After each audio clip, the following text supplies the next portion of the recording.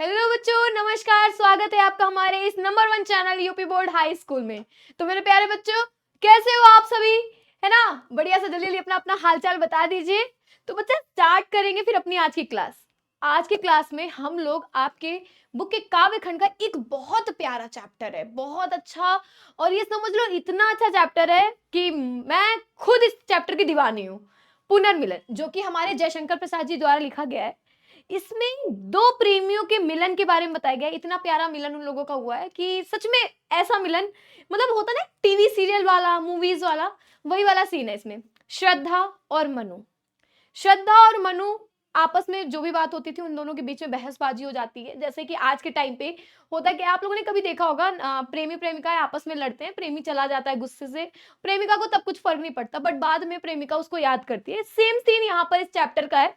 इसमें होता क्या है बेटा कि श्रद्धा और मनु होते हैं, श्रद्धा और मनु में आपस में लड़ाई हो जाती है, दोनों पति पत्नी होते हैं, लड़ाई हो जाती है। और जो मनु होता है वो गुस्सा होकर घर छोड़कर चला जाता है। जब वो गुस्सा होकर घर छोड़ के चला जाता है तब तो श्रद्धा को एहसास नहीं होता, लेकिन जब रात में श्रद्धा सो रही होती है तभी उसको एक स्वप्न आता है, मतलब एक सपना आता है। और सपने में वो क्या देखती है कि मनु बहुत ही बुरी तरह घायल अवस्था में कहीं पड़ा हुआ है, वो बहुत तकलीफ में है, वो बहुत दर्द में है। श्रद्धा अचानक से उठ जाती है, उसकी चीख निकल पड़ती है और वो फिर उसी तरह पागलों की हाल में, मतलब उसको ये भी नहीं सुध रहती कि वो किस हाल में है, उसके कपड़े कैसे हैं, वो कहाँ पर है, उसे कुछ याद नहीं रहता।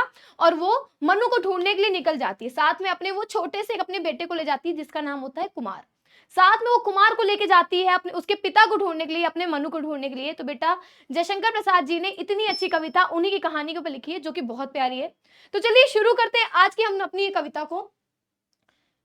चौंक उठी अपने विचार से कुछ दूरागत ध्वनि सुनती, चौंक उठी अपने विचार से कुछ दूरागत ध्वनि सुनती, इस निस्तब्ध निशा में कोई चली आ रही है कहती, इस निस्तब्ध निशा में चली आ रही कोई इस निस्तब्ध निशा में कोई चली आ रही है कहती, अरे बता दो मुझे दया कर, अरे बता दो मुझे दया कर, कहाँ प्रवासी है मेरा, उसी बावले से मिलने को डाल रही हूं मैं फेरा, अरे बता दो मुझे दया कर, कहाँ प्रवासी है मेरा, उसी बावले से मिलने को डाल रही हूं मैं फेरा। आगे क्या कहती है? रूठ गया था अपनेपन से, रूठ गया था अपनेपन से, अपना सकी न उसको मैं, वह तो मेरा अपना ही था, भला मनाती किसको मैं, वह तो मेरा अपना ही था, भला मनाती किसको मैं। यही भूल अब शूल सदृश हो, यही भूल अब शूल सदृश हो, साल रही उर में मेरे, कैसे पाऊंगी उसको मैं, कोई आकर कह दे रे, कोई आकर कह दे रे। ये बातें कौन कहता है बेटा?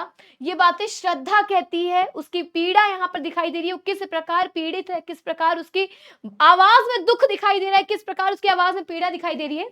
चलिए इस दो पैरे की हम लोग व्याख्या पढ़ लेते हैं। व्याख्या क्या है कि जयशंकर प्रसाद जी कहते हैं कि सारस्वत नगर की रानी, कहाँ की रानी बेटा? सारस्वत नगर की जो रानी है, कौन है?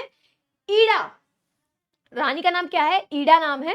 तो जो सारस्वत नगर की रानी ईड़ा है वो अपने विचारों में खोई हुई थी। रात में जब वो लेटी हुई थी तो कुछ विचारों में खोई हुई थी, किसी विचारों में वो खोई हुई थी। सहसा कुछ दूर से आती हुई आवाज को सुनकर तभी उनको कुछ दूर से एक आवाज सुनाई देती है, एक आवाज सुनाई देती है। क्या आवाज सुनाई देती है कि वह चौंक उठी। वो आवाज कुछ इस प्रकार थी कि जिसको सुनकर वो चौंक उठी और उसने सुना कि दूर से इस शांत रात्रि में, दूर से इस शांत रात्रि में कोई महिला यह कहती हुई चली आ रही है, कोई स्त्री है, कोई औरत है जो ये कहती हुई चली आ रही है कि अरे कोई दया करो, अरे कोई दया करो मेरे पर, कोई दया करके मुझे ये बता दो कि मेरा परदेश प्रियतम कहाँ है, मेरा पति कहाँ है, मेरा मनु कहाँ है, मेरा प्रेमी कहाँ है। बहुत अच्छी कविता है ना बच्चा? इतनी अच्छी है, मतलब एक फील है इस कविता में, मैं सच बता रही हूँ, एक इमोशन है, एक फील है जो हम लोग खुद महसूस कर सकते हैं इस कविता को पढ़ते वक्त। ठीक है, मैं अपने उसी बावले प्रियतम की खोज में भटकती फिर रही हूँ, मतलब वो कहती है मैं तो अपने उस पति की, अपने प्रियतम की खोज में वो पागल, वो बावला प्रियतम मेरा, मैं उसकी खोज में भटक रही हूँ। श्रद्धा आगे कहती है, श्रद्धा आगे क्या कहती है मेरे बच्चा, कि मेरा प्रियतम मनु मुझसे रूठ क्या गया है। वो कहती है मेरा जो प्रियतम है, मेरा जो पति है, वो मुझसे क्या रूठ गया है। अब मानो अपने आप से ही रूठ गया हो, मानो अपने वो आप से ही रूठ गया हो, क्योंकि यहाँ पर बेटे लास्ट पैरा में आप लोगों ने ये लाइन पढ़ी होगी, रूठ गया था अपनेपन से, अपना सकी ना उसको मैं, वह तो मेरा अपना ही था, भला मनाती किसको मैं। मतलब यहाँ पर श्रद्धा का कहना था, भाई वो मेरा पति और हम दोनों दो जिस्म एक जान है।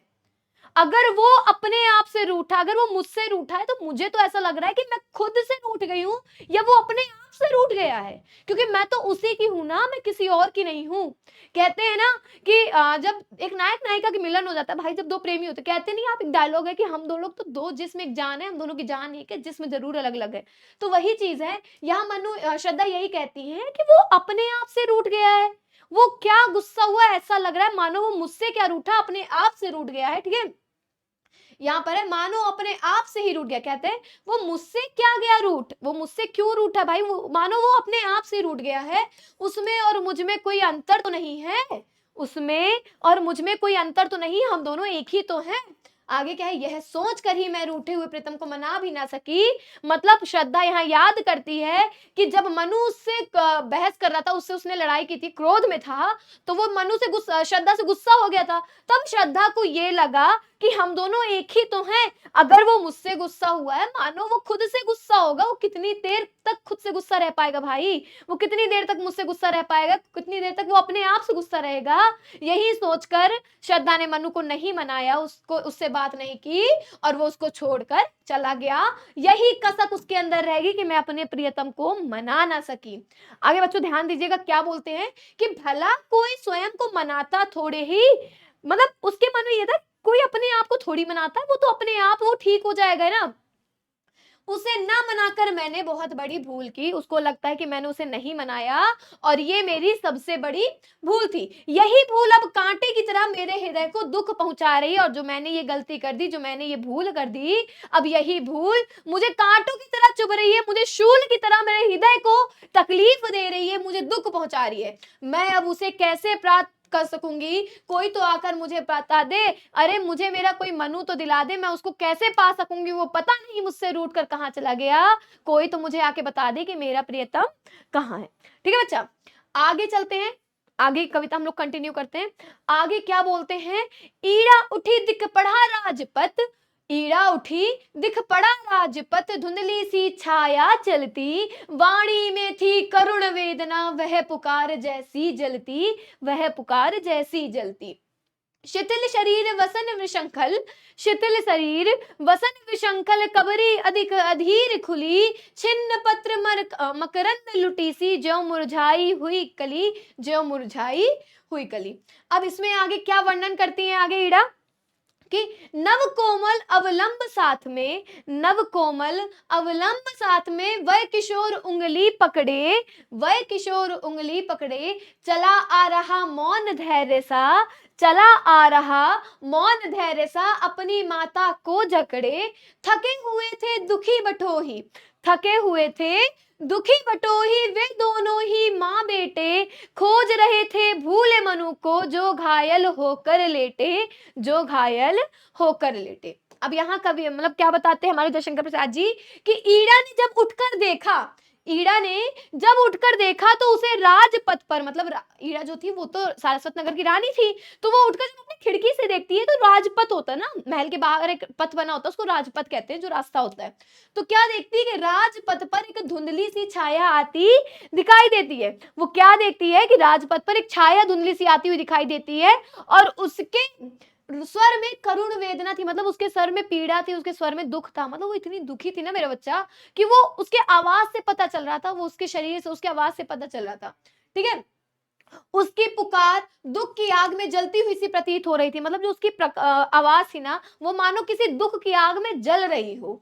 ठीक है, श्रद्धा का शरीर निरंतर चलने के कारण थक गया था, और श्रद्धा इतनी देर से अपने पति को ढूंढ रही थी, वो निरंतर चलने के कारण वो इतना थक सी गई थी, उसके वस्त्र अस्त व्यस्त हो गए थे, मतलब उसको ये तक होश नहीं था, वो इतनी पागलों की तरह उसको ढूंढ रही थी कि उसके वस्त्र, शरीर के कपड़े किधर जा रहे हैं, वो किस प्रकार चल रही है। उसकी चोटी खुल गई थी, उसके पूरे बाल बिखरे हुए थे, जो उसकी अधीरता को प्रकट कर देती। मतलब ये सारी चीजें, जो उसका ये गेटअप था, जो उसका वो लुक दिख रहा था, है ना, वो जो जिस रूप में दिखाई दे रही थी ईड़ा को, कि कपड़े अस्त व्यस्त थे, बाल खुले हुए थे और करुण वेदना, मतलब आवाज में करुण वेदना थी, दुख था, ये सारी चीजें बता रही थी कि वो काफी दुखी है, वो बहुत ज्यादा दुखी है और वो थक चुकी है अपने मनु को ढूंढते ढूंढते, क्योंकि उसके शरीर की थकावट दिख रही थी।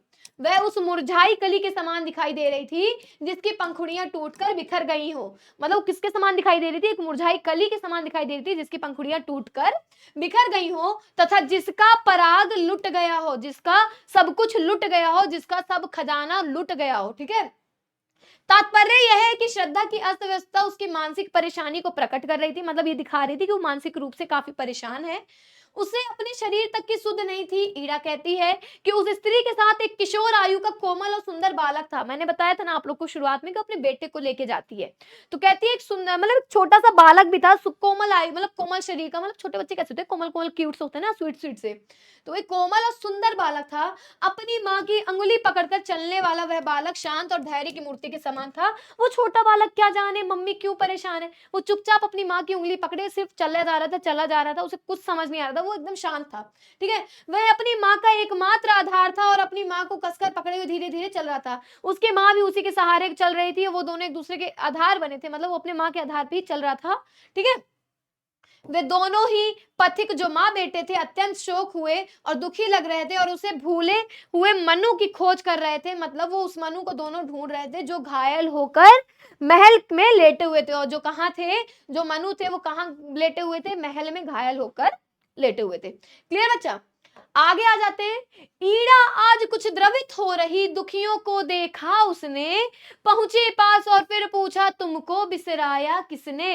इस रजनी में कहाँ भटकती, इस रजनी में कहाँ भटकती जाओगी तुम बोलो तो, बैठो आज अधिक चंचल हूं व्यथा गांठ की निज खोलो तो। जीवन की लंबी यात्रा में, जीवन की लंबी यात्रा में खोए भी हैं मिल जाते, जीवन है तो कभी मिलन है, कट जाती दुख की रातें, कट जाती दुख की रातें। ये लाइन बहुत अच्छी है बेटा, ये लाइन जो है ना बहुत बढ़िया है कि जीवन की लंबी यात्रा में खोए भी है मिल जाते, जीवन है तो कभी मिलन है, कट जाती दुख की रातें।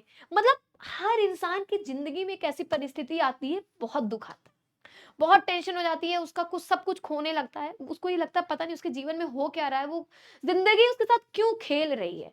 पर उस इंसान को ये बात हमेशा समझनी चाहिए, ये लाइन सिर्फ सिर्फ उनके लिए डेडिकेटेड है जो लोग परेशान हो जाते हैं अपने जीवन से, उनके दुखों से परेशान हो जाते हैं और परेशान होकर कुछ गलत कदम उठा लेते हैं। पर यहाँ पर ऐसी नहीं है, कहा गया है जीवन है तो कभी मिलन है, मतलब कभी ना कभी जीवन में वो चीजें जो खोई हैं, वो चीजें जो गायब हो गई, जो आपको छोड़ के चली गई, कभी ना कभी वो वापस आएंगी और फिर इससे मिलन होगा। कहा गया है ना, कट जाती है दुख की रातें। जीवन है भाई, बहुत लंबा सफर है, ये जीवन बहुत लंबा सफर है, लोग जाएंगे भी फिर वापस आएंगे, चीजें खोएंगी फिर मिलेंगी, हर चीज होगा, और एक समय ऐसा आएगा कभी ना कभी जो ये दुख की रातें हैं वो कट जाएंगी, क्योंकि हर रात के बाद सवेरा आता है और ये दुख की रातें खत्म होकर एक दिन खुशियों का सवेरा जरूर आएगा। ठीक है, बहुत प्यारी लाइन उन्होंने जयशंकर प्रसाद जी ने इस कविता में हर जगह लिखी है और सच में पूरे इमोशंस के साथ भरी है ये पूरी कविता।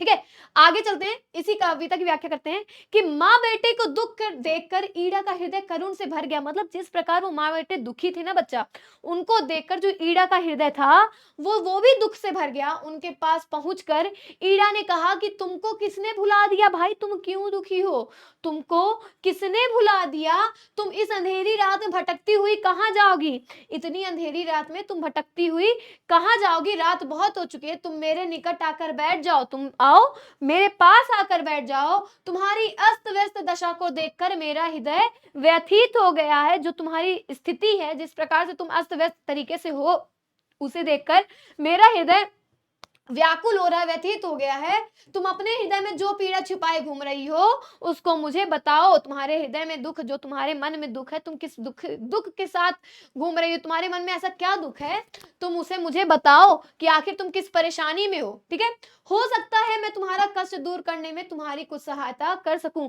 शायद तुम्हारे दुख को, तुम्हारे कष्टों को मैं दूर करने में तुम्हारी कुछ सहायता कर सकूं। तुम्हारे कष्टों को सुनने के लिए मेरा हृदय व्यग्र हो उठा है, जो तुम्हारे दुख है मेरे हृदय में वो व्यग्रता उठ चुकी है, मैं व्याकुल हूं तुम्हारे दुख को सुनने के लिए कि आखिर हुआ क्या है तुम्हारे साथ। ठीक है, ईड़ा इस धैर्य प्रदान करती हुई आगे कहती है कि ईड़ा श्रद्धा को धैर्य देते हुए, सांत्वना देते हुए कहती है कि जीवन की यात्रा बहुत लंबी है, जो ये जीवन है इसकी यात्रा, इसका सफर बहुत लंबा है। ठीक है, इस जीवन रूपी यात्रा में कुछ साथी हमसे बिछुड़कर भटक जाते हैं, कुछ ऐसे साथी होते हैं जो बच्चा हम लोगों से बिछड़ जाते हैं और भटक जाते हैं, लेकिन प्रयास करने पर, लेकिन जब हम अपना प्रयास करेंगे, हम अपनी पूरी शक्ति लगा देंगे उनको ढूंढने में, उनको पाने में, तो एक ना एक दिन वो हमें मिल भी जाते हैं। जीवन में बिछुड़ने और मिलने का क्रम चलता ही रहता है। ये जो जीवन है ना, इसमें मिलना और बिछड़ना, ये क्रम लगातार चलता ही रहता है, ये फ्लो है। ठीक है, यदि जीवन है तो मिलन भी अवश्य होगा, यदि हमारा जीवन लंबा है तो मिलन भी अवश्य होगा। अतः किसी के बिछुड़ने से तुम्हें चिंतित नहीं होना चाहिए। अगर कोई तुमसे बिछड़ जाता है तो इसके लिए तुम्हें चिंतित नहीं होना चाहिए। ठीक है, इसके लिए तुम्हें चिंतित नहीं होना चाहिए। धीरे धीरे दुख स्वतः ही समाप्त हो जाते हैं, धीरे धीरे जो दुख है वो खुद ब खुद खत्म हो जाएंगे, खुद ब खुद सारे लाइन बोली ना, दुख की रातें कट जाएंगी, मतलब कहीं ना कहीं ये दुख सारे समाप्त हो जाएंगे और एक सुख का सवेरा अवश्य आएगा। ठीक है बच्चा, इतना समझ आ गया? आई होप आप लोग को इतनी चीजें बहुत अच्छे से आ गई होंगी, क्योंकि इतना प्यारा चैप्टर भी है, इतना अच्छा, एकदम इमोशन से भरा चैप्टर, एकदम फील के साथ पढ़ना इसको, और इसमें फीलिंग्स भर भर के हैं। असली प्रेम यहाँ दिखाया गया है कि ये आजकल वाला प्रेम नहीं है, ये आजकल वाला प्यार नहीं है भाई कि हाँ 4 दिन का प्यार, 4 दिन बाद तुम कौन हो नहीं जानते, है ना, ये वो वाला प्यार नहीं है। यहाँ असली प्यार दिखाया गया, ये होता है असली प्रेम, जिसको हम लोग प्रेम कहते हैं, जो परिभाषा होती है ना कि प्रेम क्या है, तो ये है वो प्रेम कि एक अगर दुख है तो दूसरा व्याकुल हो जाता है। ये है, अगर मनु वहां घायल पड़ा था तो कहीं ना कहीं श्रद्धा को वो चीज एहसास में फील हो गई थी। ठीक है, चलिए आगे चलते हैं। श्रद्धा रुकी, कुमार शांत था, मिलता है विश्राम यही, चली ईड़ा के साथ जहां पर, वैनी शिखा प्रज्वलित रही, सहसा धधकी वेदी ज्वाला, मंडप आलोकित करती, कामायनी देख पाई कुछ, पहुंची उस तक डग भरती। और वही मनु घायल, सचमुच तो क्या सच्चा स्वप्न रहा, आह प्राण प्रिय क्या यह तुम यो, घुला हृदय बन नीर बहा, ईड़ा चकित श्रद्धा आ बैठी, वह थी मनु को सहलाती, अनुलेपन सा मधुर स्पर्शता, व्यथा भला क्यों रह जाती। अब इस कविता में आगे देखिए, अब कहीं ना कहीं मनु मिल गया है श्रद्धा को, तो क्या कहते हैं, ईड़ा की सहानुभूति पूर्ण बातों को सुनकर श्रद्धा वहीं रुक गई। उसका बेटा भी बहुत थक गया था और उसे वहां आश्रय भी मिल रहा था, मतलब वो दोनों थक भी गए, तो उसका बेटा थक गया था भाई, तो वो तो बच्चा था, तो उसको भी लग रहा था कहीं ना कहीं मुझे यहाँ आश्रय मिल गया रुकने को। ठीक है, श्रद्धा तब ईड़ा के साथ उस स्थान की ओर चल दी जहां पर आग की लपटें उठ रही थी। फिर जो श्रद्धा थी वो ईड़ा के साथ उस कुंड की तरफ चल दी जहां आग की लपटें उड़ रही थी।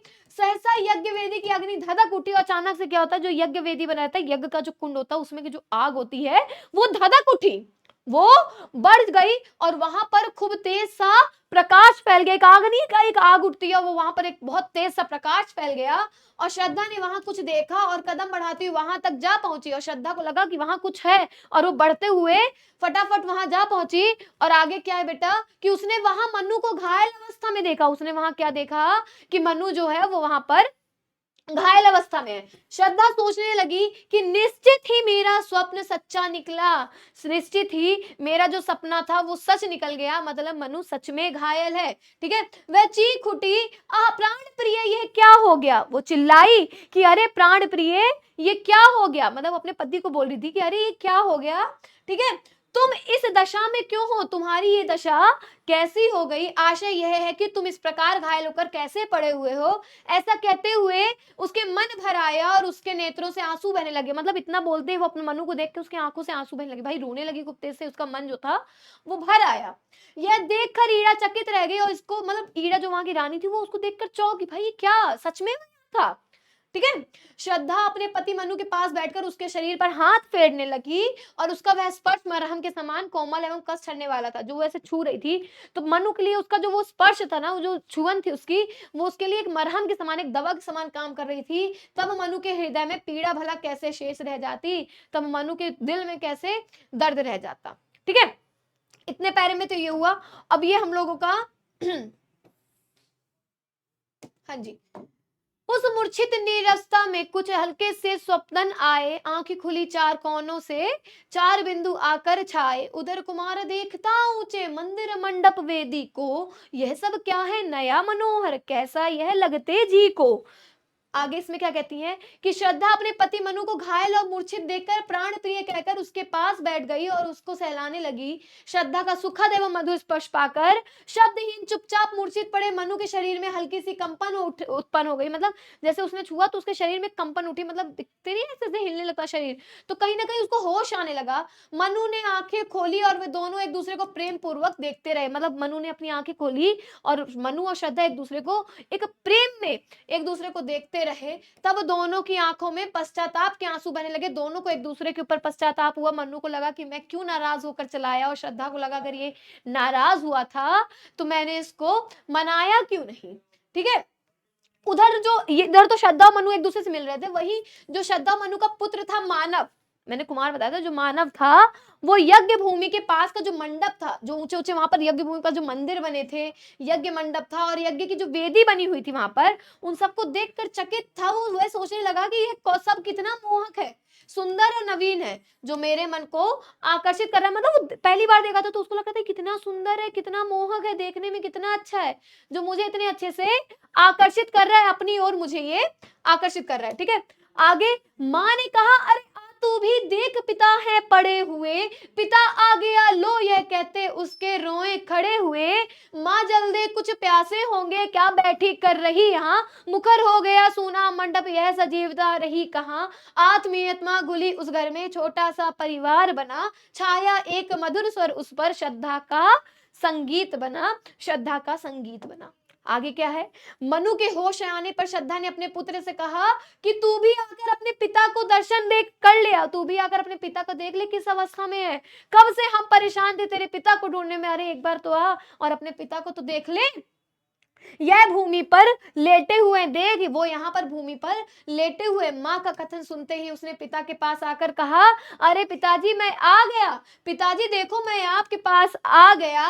पिता से बात कर पुत्र को अति प्रसन्नता हुई। मतलब पिता और पुत्र एक दूसरे से बात करने में उसके पिता मतलब जो मनु थे वो अत्यंत खुश हो गए, बहुत प्रसन्न हुए। ठीक है, दोनों ही रोमांचित हो गए एक दूसरे से बात करने में। पुत्र अपनी माँ से बोला, मतलब श्रद्धा से क्या बोलता है कि माता जी आप यहाँ बैठकर क्या कर रही हो, आप यहाँ बैठकर क्या कर रही हो। पिताजी प्यासे होंगे, मतलब पिताजी जो है वो प्यासे होंगे, जल लाकर दीजिए।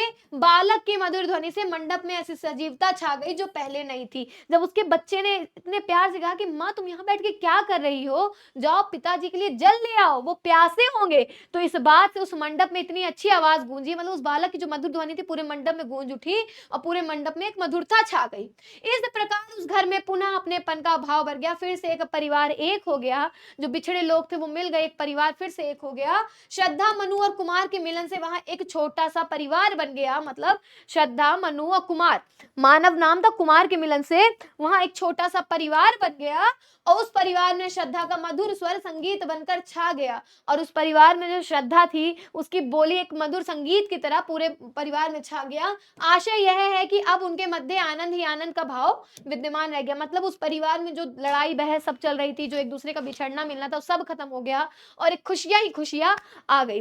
तो आई होप बच्चा आप लोगों को ये कविता बहुत अच्छी लगी होगी, क्योंकि ये कविता है ही बहुत अच्छी, बहुत प्यारी है ना, पढ़ने में ही मजा आ गई। तो कैसी लगी कविता कमेंट बॉक्स में जरूर बताएं। और भैया हमारे इस नंबर 1 चैनल को सब्सक्राइब भी कर लीजिएगा, क्योंकि यहाँ हम लोग करा रहे हैं अपने यूपी बोर्ड की अच्छे से तैयारी। इसी तरह मिलते हैं और भी वीडियोस के साथ, और भी अच्छे अच्छे टॉपिक के साथ। हमारे और भी टीचर्स और भी क्लासेस लेते हैं, तो हमारी वीडियोस को देखते रहिए, हमारे चैनल को सब्सक्राइब कर लीजिए, लाइक कॉमेंट और शेयर करना बिल्कुल मत भूलिएगा। मिलते हैं अगली बार, तब तक के लिए नमस्कार, बाय बाय, सायोनारा, टाटा, जय हिंद।